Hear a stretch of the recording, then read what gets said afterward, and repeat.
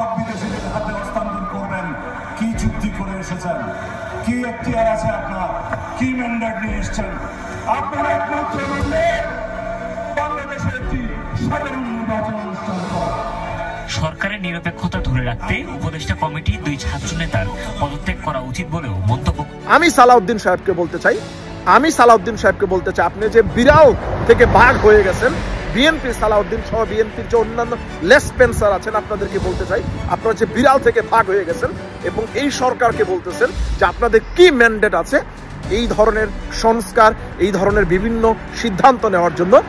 এই সরকারের সবচেয়ে বড় ম্যান্ডেট হচ্ছে গণ অভ্যুত্থান, এই সরকারের সবচেয়ে বড় ম্যান্ডেট হচ্ছে বিপ্লব, এই সরকারের ম্যান্ডেট হচ্ছে এই যে বাংলাদেশের গণ অভ্যুত্থান হয়েছে, সকল মানুষের দল মত নির্বিশেষে এই সরকারকে আমরা ক্ষমতার মধ্যে বসাইছি শুধু 30 দিনে 90 দিনে একটা নির্বাচন দেওয়ার জন্য না। আরে ভাই, আপনারা তো ওই সেন্সের মধ্যে আছেন যে 90 দিনে যে আপনার তত্ত্বাবধায়ক স্টাইলে 90 দিনে একটা সরকার আসবে নির্বাচন দিয়ে, হ্যাঁ সরকার বিদায় নিয়ে নিবে। আপনি কি ওই দিন পাইছেন? ওই যে আলাবালা টাইপের যে আপনার 30 দিনে বা 90 দিনে আসবে, নির্বাচন দিবে, নির্বাচন দিয়ে আপনাদের হাতে ক্ষমতা হস্তান্তর করে চলে যাবে, বিদায় নিয়ে নিবে, আপনি কি ওই দিন পাইছেন?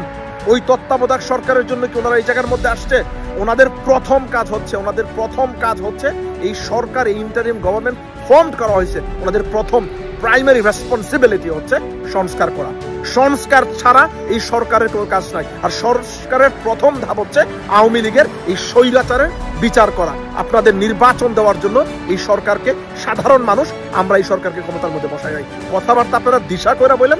আসসালামু আলাইকুম ওয়া রাহমাতুল্লাহি ওয়া বারাকাতুহু। আশা করি সবাই ভালো, সুস্থ এবং নিরাপদে আছেন। এই সরকারকে, এই আপনার ইন্টারিম গভর্নমেন্ট বা এই প্রফেসর মোহাম্মদ ইউনূসের সরকারকে প্রতি পদে প্রতিটা পদক্ষেপে, প্রতিটা আপনার স্টেপে বাধাগ্রস্ত করতেছে। এই সরকারকে প্রায় সরকার পরিচালনার ক্ষেত্রে প্রতিটা ধাপে বাধাগ্রস্ত করতেছে এই বিএনপি, এবং বিএনপির সাথে এই যে নব্য জাতীয় পার্টি, এই যে গণ অধিকারের যে বিকাশ নুরা এবং এই যে আপনার রাশেদের যে আপনার পার্টি, এই গণ অধিকার, এই দুইটা পার্টি মিলে প্রতিনিয়ত এই আপনার বর্তমান সরকারকে বাধাগ্রস্ত এবং বিতর্কিত করার জন্য ওরা উঠে পড়ে লাগছে। সরকার একজন নিরাপত্তা উপদেষ্টা নিয়োগ করেছে, এ নিয়ে ওনাদের প্রবলেম। সরকার বিভিন্ন আপনার চট্টগ্রামের যে পোর্টগুলি আছে, পোর্টগুলির দায়িত্বে বিভিন্ন বিদেশি যে কোম্পানিগুলি আছে, ওই কোম্পানিগুলিকে আপনার দায়িত্ব দিয়েছে ওরা যেন ইফিশিয়েন্টলি কাজগুলি করতে পারে, বাংলাদেশের মধ্যে যেন কর্মসংস্থান আপনার করতে পারে, এর জন্য দায়িত্ব দিয়েছে। কারণ বাংলাদেশে তো বিভিন্ন সময়ে আপনার বিভিন্নভাবে এগুলি আপনার দেওয়া হয়েছে, এই কাজগুলি ওরা কিন্তু ইফিশিয়েন্টলি আপনার করতে পারে নাই। পোর্টের মধ্যে যদি আপনার কাজগুলি ইফিশিয়েন্টলি করতে না পারে, যদি আপনার ইফিশিয়েন্টলি কাজ না করলে কিন্তু ডেলিভারিগুলি কিন্তু আপনার ঠিকমতো পোর্টের মধ্যে আপনার দিতে পারে না, আপনার মালগুলি কিন্তু ঠিকমতো ডিসপ্যাচ করতে পারেন না, আর আপনার ঠিকমতো কিন্তু এগুলি আপনার আউট করতে পারে না, ঠিক না? সো ওই ক্ষেত্রে কিন্তু বিরাট সমস্যা হয়, যার কারণে ওই কাজগুলি যেন ইফিশিয়েন্টলি আপনার করা যায় আমাদের এই বন্দরের মধ্যে, যার কারণে বিদেশি কোম্পানিগুলিকে আপনার দায়িত্ব দেওয়ার জন্য বর্তমান সরকার কয়েকটা কোম্পানিকে আপনার দায়িত্ব দেওয়ার পরিকল্পনা আপনার করেছে। এই নিয়েও আপনার বিএনপির মধ্যে সমস্যা হচ্ছে করিডোর নিয়ে আছে। করিডোর হচ্ছে জাতীয় নিরাপত্তাজনিত একটা ইস্যু, বা এ নিয়ে বিভিন্ন রাজনৈতিক দলের আপনার দ্বিমত আছে। এটা একটা সম্মিলিত সকলের যেহেতু একটা অভিযোগ আছে, সম্মিলিত সকলের যেহেতু আপনার একটা দ্বিমত আছে, এটা নিয়ে আলোচনা হতে পারে। এ নিয়ে প্রায় সকল ইস্যুর মধ্যে বিএনপির দ্বিমত আছে।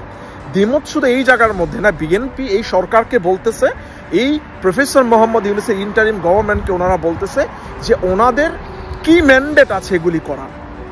এই প্রফেসর ইউনূসের সরকারকে বলতেছে যে কি ম্যান্ডেট আছে ওনার আপনার এই ধরনের স্টেপগুলি নেওয়া, এই ধরনের কাজগুলি করার কি ম্যান্ডেট আছে। ওনার নাকি একমাত্র ম্যান্ডেট হচ্ছে বাংলাদেশে একটা নির্বাচন দিয়ে চলে যাওয়ার জন্য। আজকে সালাউদ্দিন সাহেব ওনাদের যে আপনার সভা হয়েছে কোন এক জায়গার মধ্যে, আমি ভুলে গেছি জায়গার নাম, উনি হুঙ্কার দিয়ে বলতেছে যে আপনাকে কে ম্যান্ডেট দিছে, আপনি এই জায়গার মধ্যে ম্যান্ডেট হচ্ছে শুধু নির্বাচন দেওয়া। আমি সালাউদ্দিন সাহেবকে বলতে চাই আপনি যে বিড়াল থেকে বাঘ হয়ে গেছেন, বিএনপি সালাউদ্দিন সহ বিএনপির যে অন্যান্য লেসপেন্সার আছেন, আপনাদেরকে বলতে চাই আপনারা যে বিড়াল থেকে ভাগ হয়ে গেছেন এবং এই সরকারকে বলতেছেন যে আপনাদের কি ম্যান্ডেট আছে এই ধরনের সংস্কার, এই ধরনের বিভিন্ন সিদ্ধান্ত নেওয়ার জন্য।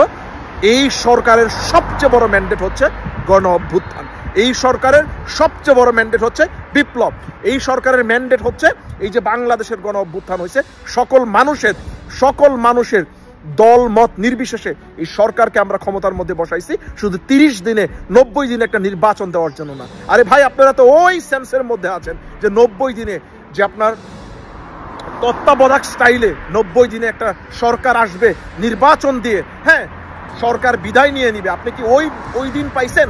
ওই যে আলাবালা টাইপের যে আপনার 30 দিনে বা 90 দিনে আসবে, নির্বাচন দিবে, নির্বাচন দিয়ে আপনাদের হাতে ক্ষমতা হস্তান্তর করে চলে যাবে, বিদায় নিয়ে নিবে, আপনি কি ওই দিন পাইছেন? ওই তত্ত্বাবধায়ক সরকারের জন্য কি ওনারা এই জায়গার মধ্যে আসছে? ওনাদের প্রথম কাজ হচ্ছে এই সরকার, এই ইন্টারিম গভর্নমেন্ট ফর্ম করা হয়েছে, ওনাদের প্রথম প্রাইমারি রেসপন্সিবিলিটি হচ্ছে সংস্কার করা। সংস্কার ছাড়া এই সরকারের কোনো কাজ নাই। আর সংস্কারের প্রথম ধাপ হচ্ছে আওয়ামী লীগের এই স্বৈরাচারের বিচার করা।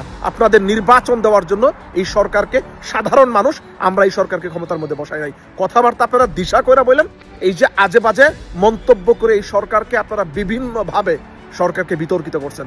আমরা এমন একজন রিনাউন একজন পার্সন পাইছি, এত রিমার্কেবল একজন মানুষ পাইছি এই বাংলাদেশের, এই বিতর্কিত বাংলাদেশের মধ্যে, এই দেশের মধ্যে যদি আপনার সৌদির বাদশা পর্যন্ত চলে আসে ক্ষমতা নেওয়ার জন্য, বাংলাদেশ পরিচালনা করার জন্য, আপনাদের মতো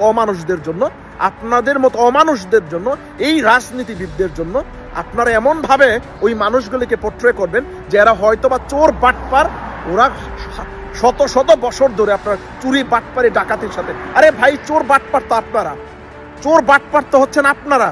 আপনারা যারা রাজনীতি করছেন 71-এর পর থেকে, চুরি বাটপারি রাহাজানি ডাকাতি বদমাইশানি সবকিছু আপনারা করছেন।